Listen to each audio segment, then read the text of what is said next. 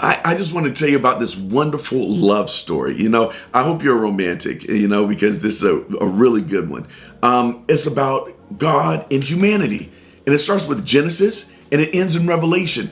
In Genesis, God said, let us create man in our image and in our likeness. And so then he created man and woman, Adam and Eve. But what did they do? They broke covenant. They sinned and they broke this love story and they went away from this loving God. And then through Genesis, we see that God said, okay, well, let me get at Noah. And so then I'm going to have a covenant with him. Let me get Abraham and Isaac and Jacob. I'm going to have a covenant with him. And then we go into Exodus, Leviticus, Numbers, Deuteronomy, and we see, God says, I have Moses and I have the children of Israel. And so then now I have my own people that I can love and have a covenant back, restoration back with them. But then they break covenant over and over again. And then we get into Judges. In Judges, they break covenant, they cry out for deliverance. They break covenant, they cry out for deliverance, and God sends judges. But then we get into 1st and 2nd Samuel, 1st, 2nd Kings, 1st, 2nd Chronicles. And God says, I got a man after mine own heart. His name is David, and he's going to keep covenant and bring my people back into covenant with me. But you know what?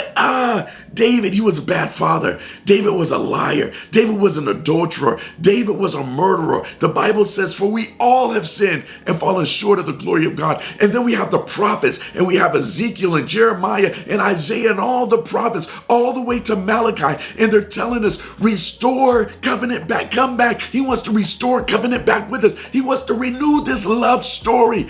But then we wait 400 years, and we have John 3:16. For God so loved the world that he gave his only begotten Son, that whosoever shall believe in him shall not perish, but have everlasting life. Jesus is the ultimate fulfillment of our love story with God.